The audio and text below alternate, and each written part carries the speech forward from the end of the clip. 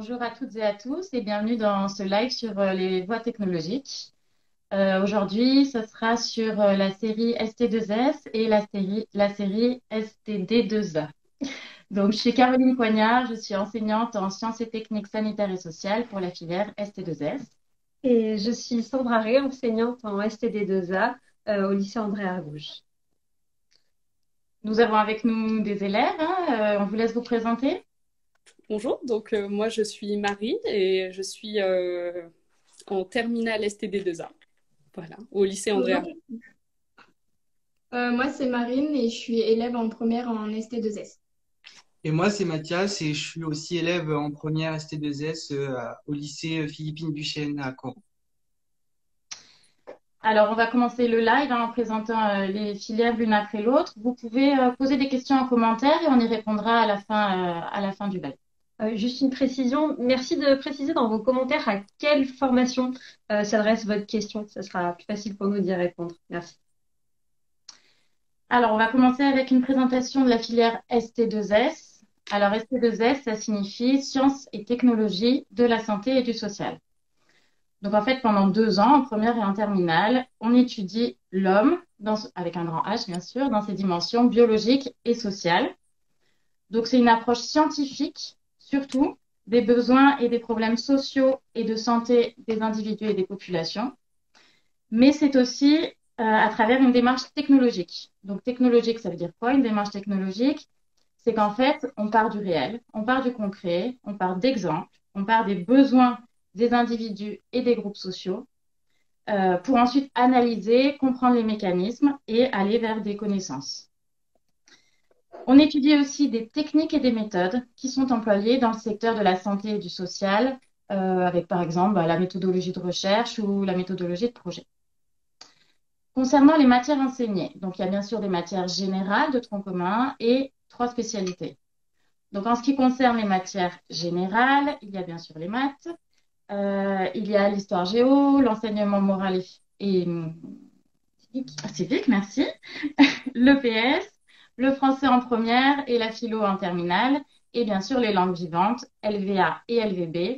Et une petite spécificité des voies technologiques, c'est le TLV, enseignement technologique en langue vivante, qui est plutôt de l'enseignement de langue vivante qui s'appuie sur les thématiques et des notions qui ont été acquises en spécialité.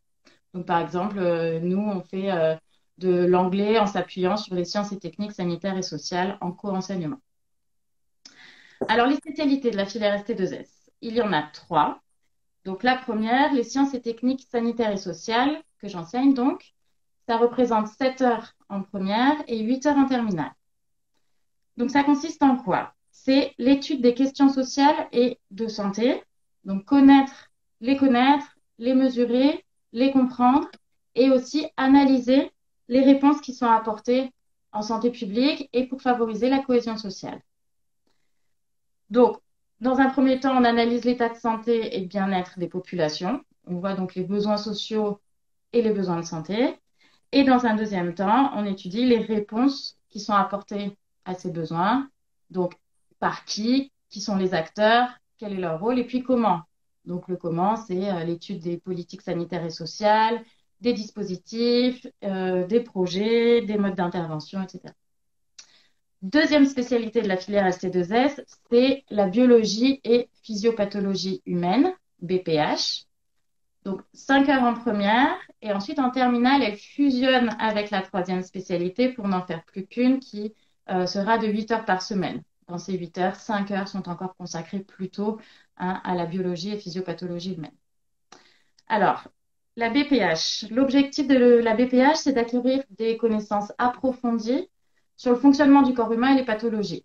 C'est-à-dire qu'en fait, vous allez étudier l'anatomie, les grandes fonctions du corps humain, donc par exemple les fonctions respiratoires, digestives, immunitaires, etc. Les techniques d'exploration médicale de ces fonctions et les éventuels dysfonctionnements, ce qui correspond aux pathologies.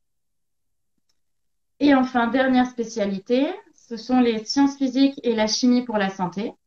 3 heures par semaine en première et en terminale, je le disais, elle fusionne avec la seconde spécialité biologie pour faire 8 heures par semaine, mais là encore, dans ces 8 heures, 3 heures sont spécifiquement consacrées à la physique-chimie pour la santé. Là, vous étudiez les risques environnementaux, physiques et chimiques sur la santé. Donc, par exemple, en première, on étudie dans cette spécialité les ondes sonores, les ondes électromagnétiques ou encore les mécanismes de la vision et de l'audition.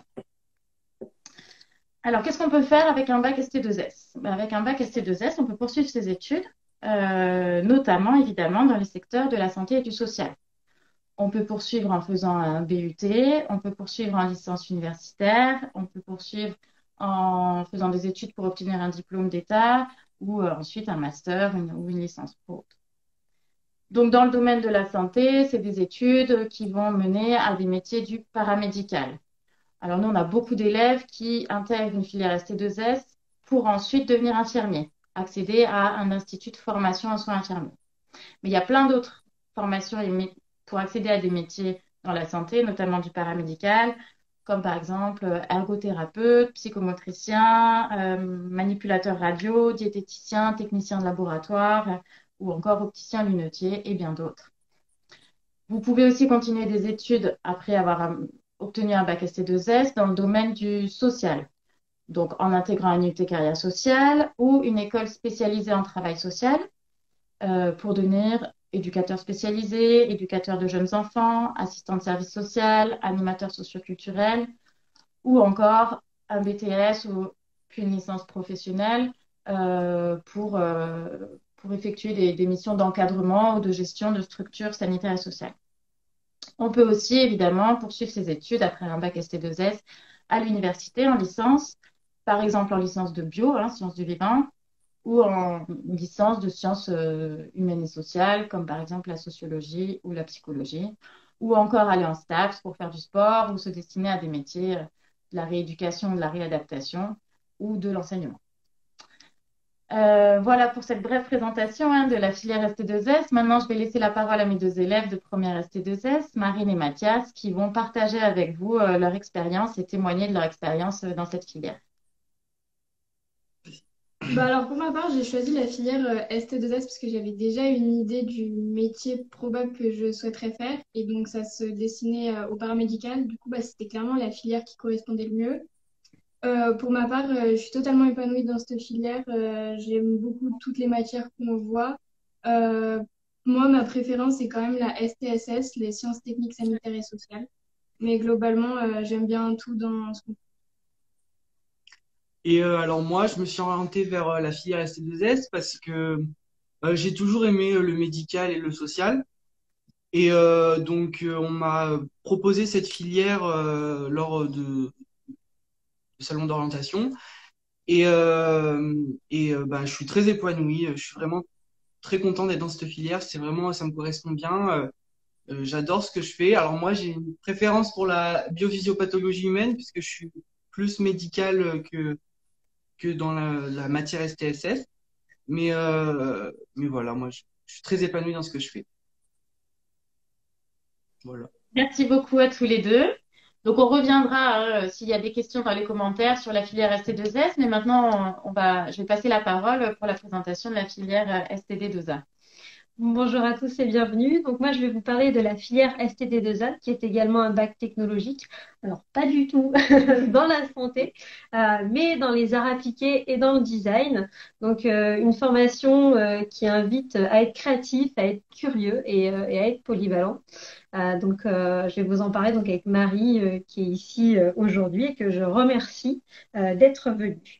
Donc, il s'agit d'une filière, comme je disais, technologique en arts appliqués. Donc, on est quand même une filière qui reste généraliste au domaine du design et des arts appliqués. On va s'évertuer à vous faire découvrir l'ensemble des domaines et des champs du design. Donc, vous en connaissez certains, design d'espace, design de mode, design graphique, design d'objets, mais également aussi tout ce qui va toucher de près ou de loin au métier d'art. C'est une filière qui va mobiliser vraiment un ensemble de compétences très polyvalentes, de la création à la communication orale, écrite par le dessin, mais vous allez aussi devoir concevoir des projets, vous intéresser aux enjeux actuels et contemporains qui nous entourent. C'est une filière qui, comme on l'a dit, convoque le dessin, mais pas un dessin forcément gratuit. On est là au service, finalement, un petit peu comme de la santé de l'humain et des gens, des usagers, comme on les appelle, qui ont des besoins spécifiques et auxquels, en fonction des domaines du design et des métiers d'art, on va tenter de répondre au mieux pour apporter des solutions à leurs problèmes environnants de fonctionnement. Donc voilà, c'est un petit peu pour décrire les arts appliqués. En termes de répartition d'heures, on a également des matières générales, en plus des spécialités. Donc vous avez de la physique-chimie, qui est un enseignement de spécialité qui sera abandonné à la fin de la première, enfin qui est dit abandonné, donc qui a lieu qu'en première. Vous avez également en première outils et langage numérique, qui va toucher un petit peu à tous les outils numériques, de la photo au logiciel sur ordinateur également. Vous allez avoir des maths, du français, qui se termine aussi en première. Vous allez avoir également, qu'est-ce que j'ai pu oublier, histoire géo, EPS, des langues vivantes, LV1, LV2. On retrouve également le TLV, vu qu'on est sur une formation technologique, donc appliquée au design, donc de l'anglais sur du projet plutôt design et art appliqué. Et puis en terminale, de la philosophie. Donc les heures d'art appliqué, ça donne quoi en première? C'est 14 heures d'art appliqué qui sont ensuite 18 heures en terminale. Donc en art appliqué, en première, c'est 14 heures qui sont dites DMA, design et métiers d'art. C'est une grosse discipline qui va regrouper, on va dire, des espèces de pôles disciplinaires qu'on appelle démarche créative. Donc qui est plutôt du projet dans les différents champs du design et des métiers d'art. On va avoir également de la PAV, pratique en art visuel, de la pratique plastique. Donc on va apprendre à utiliser les outils plastiques aussi pour les mettre au service de la communication et au service du projet, du dessin de perspective par exemple, de modèles vivants, d'architecture. Vous allez avoir de la technologie, vous allez avoir aussi de l'ATC, art, technique et civilisation, qui va regrouper de l'histoire de l'art et de l'histoire du design. Donc ces 14 heures en terminale sont divisées en deux spécialités qui sont AMD, analyse et méthode en design, et CCDMA, création et conception en design et métiers d'art, qui vont à nouveau regrouper ces pôles disciplinaires et préparer finalement aux deux épreuves disciplinaires de mars, de spécialité, donc, comme son nom l'indique. Donc ça, c'est un petit peu pour la répartition des heures. Pour la poursuite d'études, donc en art appliqué, on a pas mal de possibilités en restant plutôt dans les champs créatifs. Donc la première destination, ça va être les DNMAD, Diplôme national de métiers d'art et du design, qui vont vous proposer de vous spécialiser déjà dans un champ créatif particulier. Donc il y en a énormément en France qui vont proposer 14 spécialités, si je me souviens bien. Donc vous allez pouvoir trouver à nouveau du graphisme, de l'espace et de la mode avec des choses très spécifiques en fonction des établissements dans lesquels vous allez aller. Mais on a également innovation sociale, matériaux, instruments, livres pour tout ce qui va être un peu plus métier d'art. Vous allez avoir l'animation aussi. J'en oublie sûrement. Oui, l'ornement, patrimoine et spectacle. Donc, vous voyez, vous avez une diversité comme ça de possibilités de commencer après le bac technologique à vous spécialiser. Donc ça, c'est pour les DNMAD. Vous pouvez également partir dans les écoles des beaux-arts qui préparent ce qu'on appelle les DNA, les diplômes nationaux d'art, qui proposent également, en plus de formations plus plasticiennes, pour ceux qui aimeraient se destiner à des métiers plus artistiques, des formations aussi en design. Vous avez les licences en design et art visuel, donc là c'est plutôt sur le cursus à la fac. Vous avez les grandes écoles, les écoles d'architecture que j'allais oublier, plus d'autres formations que j'oublie sûrement. Donc voilà un petit peu pour le résumé de la formation en art appliqué. Pour ceux qui nous rejoignent en direct, on est avec Marie qui a des petits soucis de connexion, donc qui est une élève en STD2A et qui se propose de nous faire un témoignage écrit de son expérience. Donc on est dans l'attente de son petit résumé dans les commentaires qu'on vous lira. En attendant, on vous rappelle que vous pouvez poser des questions dans les commentaires et qu'on y répondra après, hein, soit nous, enseignantes, soit nos élèves, ceux qui pourront répondre à l'oral directement, et puis Marie qui le fera par écrit si ça marche toujours pas. Ouais. Alors, la ST2A est une filière où on peut s'épanouir et surtout profiter d'une grande ouverture d'esprit. On confirme. Quelqu'un qui dit: Je ne suis pas très forte en sciences et physique-chimie. Cette filière est-elle donc adaptée pour moi? Alors, comme je le disais, la filière ST2S est quand même assez scientifique. Euh, C'est-à-dire que la physique-chimie, c'est quand même une des 3 spécialités, hein, que tu vas retrouver en ST2S. Euh, voilà. Après, je sais pas, je pense que le mieux, ce serait peut-être que Marine et Mathias vous expliquez la différence peut-être que vous avez pu voir. Enfin, comment se passe la physique-chimie en ST2S, en première, hein, ST2S? Alors en ST2S, la physique-chimie, alors pour ma part, j'ai trouvé ça plus simple qu'en général. En fait, c'est relativement en lien avec ce qu'on fait en biophysiopathologie humaine. C'est assez conjoint les deux matières. Quand on voit des choses en biophysiopathologie humaine, donc BPH, on peut faire le lien aussi avec la physique-chimie. Les niveaux en physique-chimie sont pas spécialement élevés, hein. On peut avoir limite, on peut avoir quelques lacunes et réussir très bien en physique-chimie, c'est pas restrictif. Voilà. Ouais. Très bien, merci beaucoup. On peut commencer à faire une question sur deux. J'ai vu qu'il y avait Oui, une question très bien. en STD2A notamment. C'est vrai que j'ai pas parlé de la seconde CCD, donc qui est une seconde. C'est une option, hein, en seconde au total de 6 heures. Donc on a 2 questions qui concernent la seconde. Est-ce que obligatoire d'intégrer la seconde CCD pour pouvoir faire le bac STD2A? Et j'en ai vu une au-dessus qui parlait également de la seconde, qui va y répondre aussi. Voilà. Peut-on faire une seconde générale technologique dans notre ville, puis intégrer un bac STSA à partir de la première? Donc, dans l'idéal, c'est vrai que d'arriver à rentrer en seconde, ça permet d'avoir un accès plus facile à la première. Ce qu'il faut savoir pour la spécificité au lycée André Argouges, c'est qu'on a une classe de seconde de 35 élèves, mais on a 2 classes de première à 35 élèves.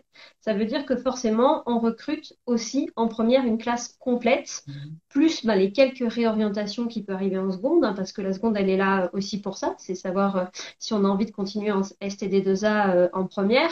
Donc, du coup, pour répondre aux 2 questions, dans l'idéal, si on entre et qu'on arrive à rentrer en seconde, parce que c'est sur dossier, c'est mieux si on peut entrer en seconde CCD, parce que ça vous assure une place si vous faites en tout cas une bonne seconde en première STD2A, mais vous pouvez également être recruté en première avec une seconde générale en passant également par la plateforme Afternet, qui est un logiciel qui va vous sélectionner notamment sur dossier.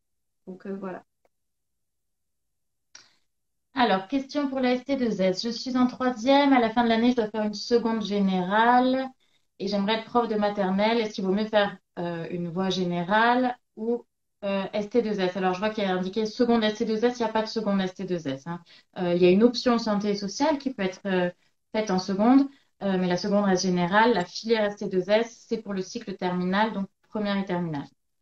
Donc oui, avec un bac ST2S, on peut intégrer une licence et ensuite un master pour devenir professeur des écoles.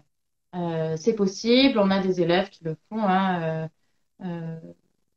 voilà. Après, est-ce que il vaut mieux aller en voie générale ou en filière ST2S? Ça, c'est en fonction de votre profil particulier, de vos goûts, de la façon dont vous préférez travailler, etc. Donc là-dessus, je peux pas répondre parce que c'est vraiment, ça dépend des élèves, ça dépend des individus. Alors, une question à ST2A. Il faut être bon en quelle matière pour y rentrer? Alors, comme je disais au début, on est sur une formation qui est assez polyvalente et interdisciplinaire. Donc, dans l'idéal, c'est mieux d'être bon dans toutes les disciplines. On est plutôt à la recherche de profils aussi qui ont cette capacité à répartir leur énergie de façon homogène sur l'ensemble des disciplines. Alors sachez que souvent les STD2A, alors c'est pas toujours, mais ça s'avère assez vrai que les matières scientifiques, ça leur plaît pas beaucoup. Mais bon, en général, on a quand même des profils d'élèves assez scolaires qui sont sur une bonne réussite scolaire. Comme je vous le disais, c'est une formation où vous êtes sélectionné sur certains critères et notamment votre dossier scolaire. Donc, vous êtes forcément en concurrence avec tous les élèves qui souhaitent rentrer en STD2A.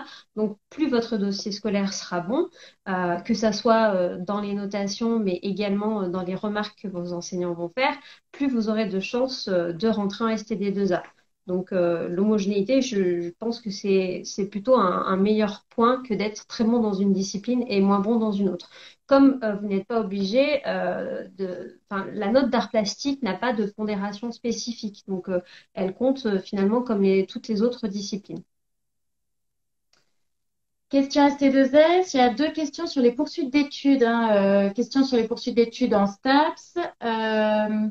Question sur, voilà, est-ce que ST2S est une bonne voie pour devenir éducateur sportif? Donc voilà, pour les métiers du sport et la filière STAPS, on a chaque année des élèves qui demandent à aller en STAPS et qui parviennent à intégrer l'université en STAPS. Alors c'est notamment tout ce qui va être acquis en première et terminale en biologie et physiopathologie humaine qui va être très intéressant dans la filière STAPS. Ensuite, au niveau du recrutement, là, je vous invite à regarder les fiches, notamment sur Parcoursup. ST2S, bien sûr, mais avoir aussi votre profil. Hein.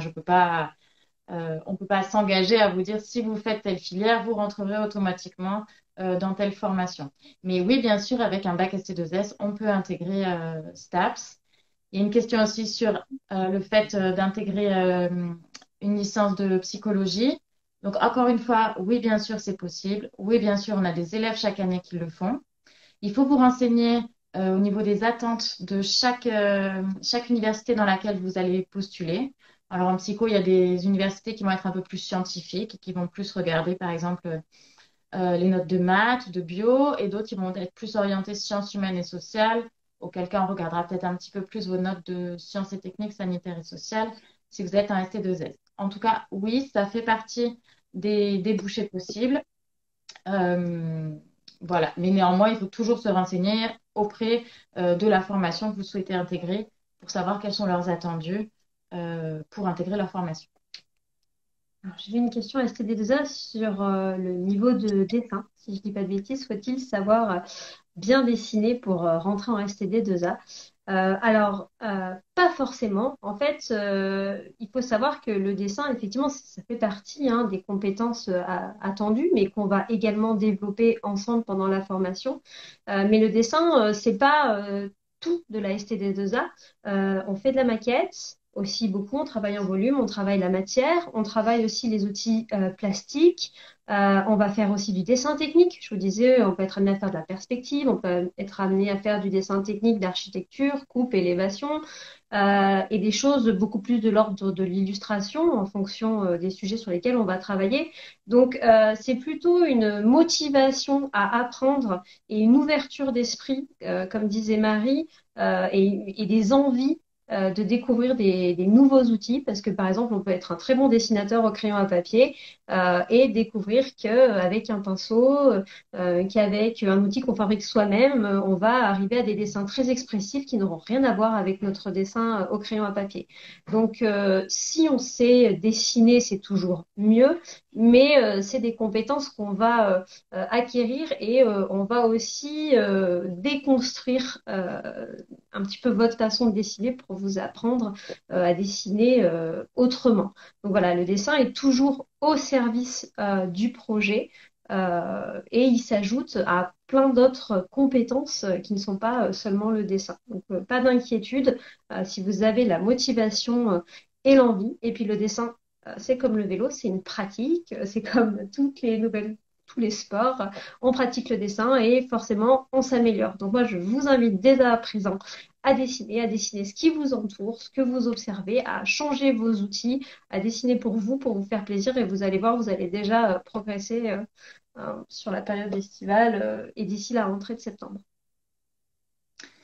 Alors, ST2S, beaucoup de questions sur l'accès. Enfin, est-ce que cette filière ST2S permet d'accéder à un IFSI, Institut de formation en soins infirmiers, quand on veut devenir infirmier, infirmier puériculteur ou autre?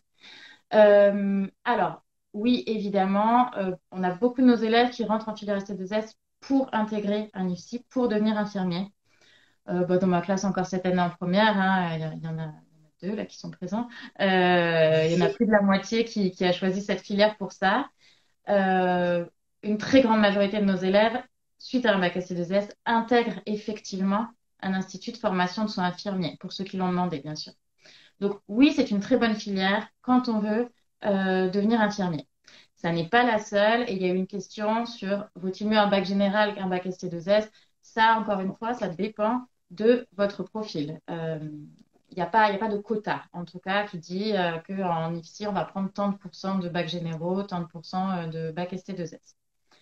Alors, il est vrai que si ce qui vous intéresse, c'est l'étude du corps humain, le fonctionnement du système de santé, du système de soins, etc., tout ce qui peut ensuite vous aider dans votre formation pour devenir infirmier ou infirmière, évidemment, ST2S, c'est ce qu'on va faire dans les spécialités.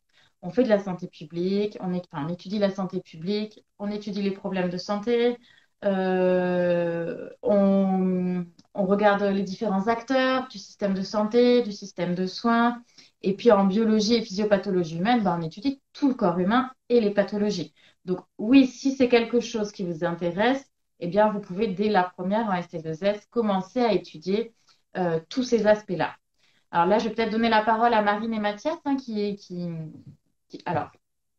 ne sont pas encore en IFSI pour devenir infirmiers, mais qui savent ce qu'on fait en ST2S, notamment en biologie et physiopathologie humaine, et donc de voir le lien avec les futurs métiers du paramédical.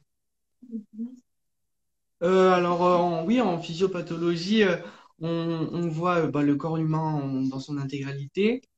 On voit donc les fonctionnements des différents appareils, la partie physiologique. On fait de l'anatomie aussi, et les techniques d'exploration et Tout ce qui peut être les pathologies liées voilà. aux appareils qu'on va être enseigné. Ouais. Donc, toutes les pathologies qu'il peut y avoir et du coup, les techniques d'imagerie qui peuvent permettre de déceler ces maladies. Donc, c'est vrai que pour ici, je pense que c'est en lien, enfin, c'est même pas je pense, c'est en lien avec ce qu'on voit ici. Ça doit, du coup, ça prépare bien à l'IPSI, voilà. Merci. Alors, je vais regrouper 3 questions qui concernent notamment la poursuite, enfin en tout cas des métiers liés à la STD2A, donc notamment designer et puis architecte. Donc, effectivement, si vous souhaitez poursuivre des études dans les métiers de la création, du design et de l'architecture, la STD2A est une formation tout à fait appropriée et logique pour atteindre ces futurs métiers. On en voit énormément d'élèves en post-bac dans les écoles d'architecture.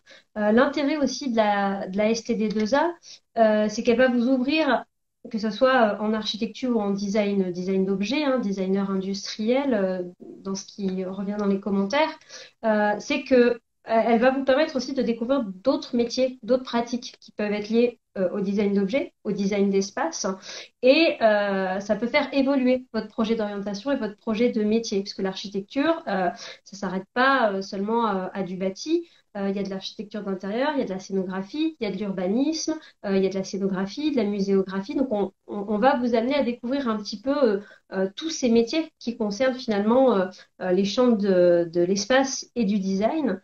Donc, oui, c'est la filière appropriée, en tout cas, si vous souhaitez, j'ai envie de dire, après la 3e, commencer en tout cas à toucher un petit peu de près ou de loin à ces futurs métiers.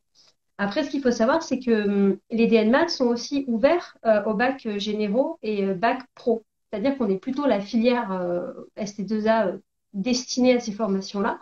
Mais il y a également un pourcentage de places pour les bacs généraux et bacs pro. Donc aussi, à l'inverse, voilà, pas de panique si vous n'arrivez pas à rentrer en STD2A et même les écoles d'archi, hein, vous pouvez, avec un bac général ou un bac pro, accéder à ces formations supérieures. Mais c'est vrai que la STD2A vous apportera un coup de pouce à la fois pour y rentrer, mais également en termes de travail. C'est que j'en ai pas parlé, mais il y a une grosse charge de travail en STD2A. C'est un bac qui est quand même très exigeant et c'est des formations post-bac qui du coup continuent de surfer sur cette exigence qui est censée être acquise, cette autonomie. Donc là, vous arrivez avec toutes les compétences aussi pour réussir ce post-bac et cette formation après le bac. Alors, moi, je vais peut-être passer à une dernière question concernant la ST2S, qui est la question concernant les maths. Alors, c'est important. Voilà. Beaucoup, un certain nombre d'élèves arrivent en première ST2S en ayant beaucoup souffert avant en mathématiques, que ce soit au collège ou en seconde. Ils ont beaucoup souffert, ils ont beaucoup de craintes. J'ai lu dans les questions que c'était des craintes de certains. En général, et je laisserai après Marine et Mathias parler de leur expérience, mais en général, quand ils arrivent en ST2S, ça va beaucoup mieux, hein. Les notes sont meilleures. Euh, voilà, je crois que les exigences sont un peu moindres. En tout cas, a priori, ils respirent mieux en maths. Donc, je vais peut-être laisser Marine et Mathias nous parler de leur expérience à ce sujet. Bah oui, les maths en STS, globalement, on revoit de nombreuses choses qu'on a fait en seconde, mais beaucoup plus longuement. Du coup, on a beaucoup plus d'explications et à un peu plus bas niveau. Franchement, c'est beaucoup plus simple en première qu'en seconde. Oui, bah en seconde, il me semble que sur l'année, il y a 11 chapitres. Ouais. Et là, En on en a SC, que on en 9. a 7. 9? Neuf. 7. On en a moins qu'en général, en tout cas. Et comme en fait, oui, on reprend les thèmes de seconde, on a déjà les bases pour réussir après ce qu'on reprend en SC2S. Voilà. Donc, l'idée, c'est, enfin, en tout cas, ça permet de reprendre confiance, en tout cas, dans les maths et pas de se Faut dire, pas, c'est pas pour moi. Bon, voilà. faut pas en avoir peur, hein. Faut pas Ouais. avoir peur des maths en SC2S, hein. Voilà. Alors, on va faire une dernière question ST2A, peut-être avant de lire le témoignage de Marie. Pour la ST2A Argouche, comment faut-il s'inscrire? Donc, c'est un peu comme finalement toutes les formations après la troisième, hein. Alors là, je n'ai pas les dates exactes, hein, il ne faudra pas hésiter à aller voir votre secrétariat de scolarité pour leur demander, ou même vos professeurs principaux. Mais en tout cas, on s'inscrit sur la plateforme AFELNet, et c'est cette plateforme sur laquelle on retrouve notre dossier scolaire en plus de critères un petit peu plus particuliers qui peuvent être de l'ordre de habiter l'agglomération grenobloise ou encore être boursier. Enfin voilà, tous ces critères-là vont également jouer dans la candidature. Il faut vraiment avoir conscience que ce n'est pas seulement votre dossier hein, qui va faire la sélection. Donc faut aussi un peu se déstresser si on n'est pas pris. Bah, voilà, il y a d'autres critères qui rentrent en jeu. Et donc, après, c'est la machine, c'est l'ordinateur qui va éditer une liste d'entrants dans la formation. Donc, je vais enchaîner Ouais, avec le avec le témoignage de témoignage Marie. écrit, si j'arrive. Ah, tu veux que je le lise? Ouais, je veux Ouais. bien. En fait, pour ceux qui n'étaient pas là, Marie, qui est donc une lycéenne, élève en STD2A, sa connexion n'était pas bonne, donc elle n'a pas pu participer au live comme on l'aurait souhaité et elle l'aurait souhaité. Donc elle a mis un petit témoignage que je vais vous lire. Donc concernant STD2A, je dis. Donc elle dit, peu importe le champ du design dans lequel on veut s'orienter, on va forcément faire un projet qui vous correspondra dans l'année. On touche à tous les domaines et les enseignants nous accompagnent dans notre démarche. Merci Marie. Je rebondis juste, je profite pour une petite publicité. Si vous n'avez pas pu assister aux portes ouvertes DSTP2A, sachez qu'à Pont-Clé, au Moulin de Vilancourt, il y a une super exposition sur le Chili et les élèves d'STD2A ont créé toute une signalétique et exposé tout un projet. C'est vrai qu'on n'a pas eu le temps de parler spécialement de ce qu'on faisait et des projets.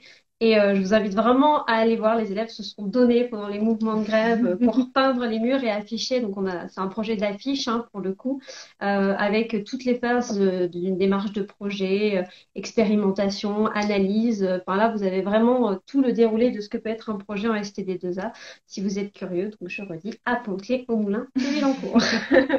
Merci.